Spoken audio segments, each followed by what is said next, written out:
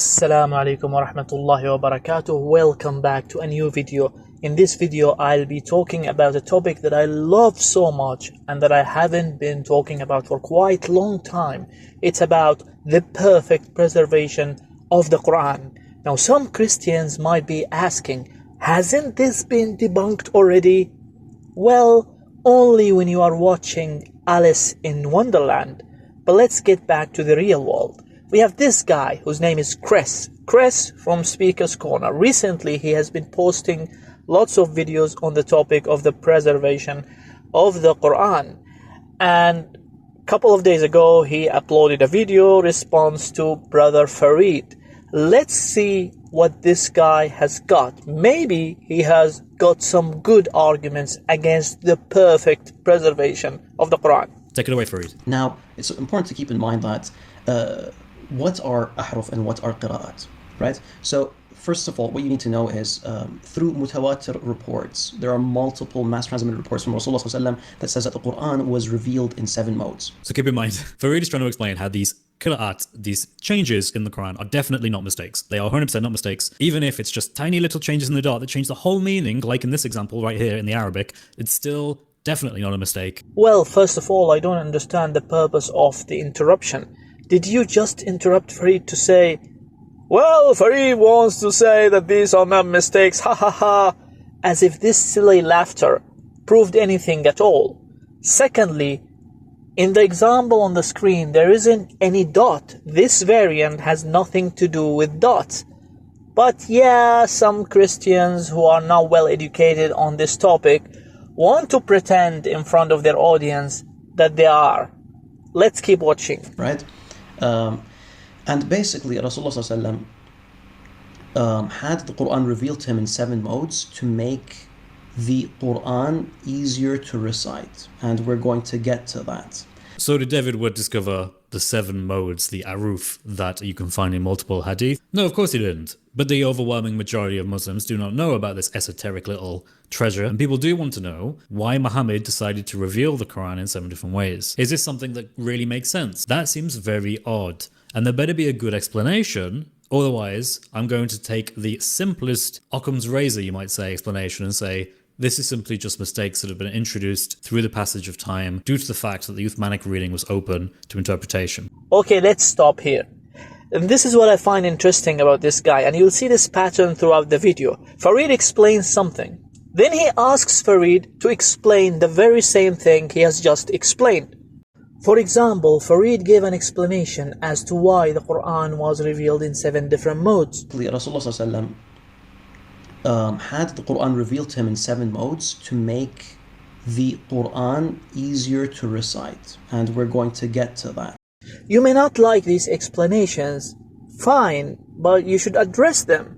The thing that you shouldn't do is that you shouldn't ask someone to give an explanation for something that he has already explained. Another point is, we all heard Farid saying that the hadith of the Quran being revealed in 7 different modes is mutawatir, is mass transmitted, which proves that this concept of having variants in the Quran could be traced back to the time of Prophet Muhammad ﷺ. And yet, we have Chris saying that if you don't give me a good explanation, I will assume that this is because of the Uthmanic text. These mistakes were introduced because of the Uthmanic text of the Uthmanic Rasm. Chris, you don't seem to be listening or watching the very same video you're responding to. Let's keep going. Now, what are the qira'at? The qira'at are not the ahruf. The qira'at are basically a combination of the ahruf, of the 7 modes. So basically, if you hear half the Quran in mode 1 and the other half in mode 2, and then you recite it in that manner, then you have qira'ah X. I hope it's not too confusing, but that's basically the idea of what a qira'ah is.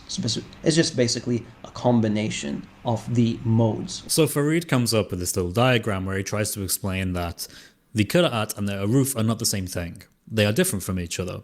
But by doing so, he leaves us in a position where we have more questions than answers. Question 1, why is it that there were 7 different modes, and yet the amount of qira'at readings we have do not match those different modes?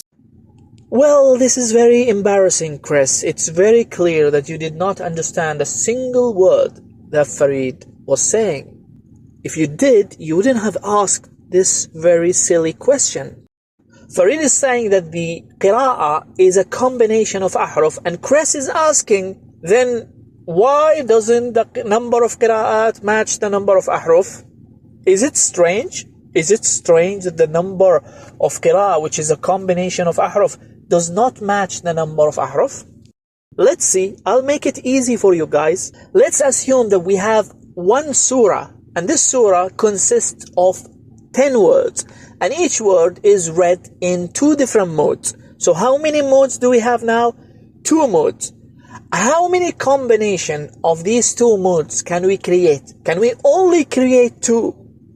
No, we can create 2, 3, 5, 10, 20, maybe 30. So out of these 2 modes, we can create up to 30 or 40 or 50, I don't know. I'm very bad at math. I hope you understand now how silly your question was. Let's keep going. How do we have any reassurance that whatever these different ways of reciting the Quran were, the different aruf, the 7 different ways, how do we have any assurance that we can find all of those perfectly preserved in the Qira'at? We don't.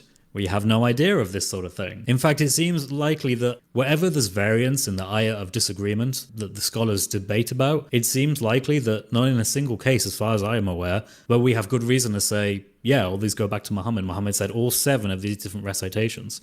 What do you do if you only have 4? Isn't that kind of awkward? I mean, think of it this way, right? Like, if you're reciting a particular ayah and you know there are variants in the ayah, there is different qira'ah that says different things, if the diacritical marks in different places, which produce different words and different meanings, and you only know of 4 of these, for example, how on earth is that 7? Okay, let me explain this. The majority of Muslim scholars do not say that all the 7 ahruf are preserved in the qira'at we have today. Although some scholars may have this opinion, but this is not the opinion of the majority of Muslim scholars. What Muslim scholars say is that the only ahruf that survived are those which match the Uthmanic rasm, the Uthmanic text. After Uthman bin Affan radiallahu anhu standardized the Quran, people would read the Quran according to the Uthmanic text, which means that the only ahruf which would survive are those which match the Uthmanic text. So people who would use the Uthmanic text would only be limited to the variants which match this text. This is the view of the majority of Muslim scholars. So there's nothing strange that we don't find, for some variants, we don't find 5, 6, 7. We only find 2 or 3. Sometimes, in some cases, in very rare cases, we find 4. There's nothing strange about that, Chris. Let's keep watching. Secondly, historically, there's no doubt that the Qira'at existed among the Sahaba themselves.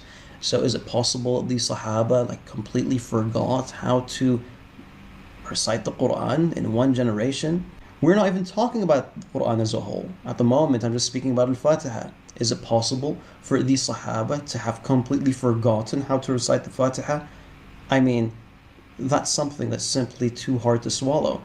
So Farid makes this point that Surah Al-Fatiha, the very first surah in the Quran that was standardized by Uthman, this surah is so well recited in everyday prayers that there is no way that you could possibly introduce variants into it that were not known by the early Sahaba, by the companions of Muhammad. Okay, sure, but we've long since gone past this. I know that people talk about Maliki al-Madin as the most common variant that is found in the Qira'at, but there are tons and tons more. Here's a quick list of some of those variants. And these are far more damaging than just the one we find in Ayah 4 of Surah Al-Fatiha. So appealing to the well-knownness of Surah Al-Fatiha is irrelevant. This occurs all over the Quran. And here is another example of Chris not understanding the argument that he is responding to. The point that Farid is trying to make is this.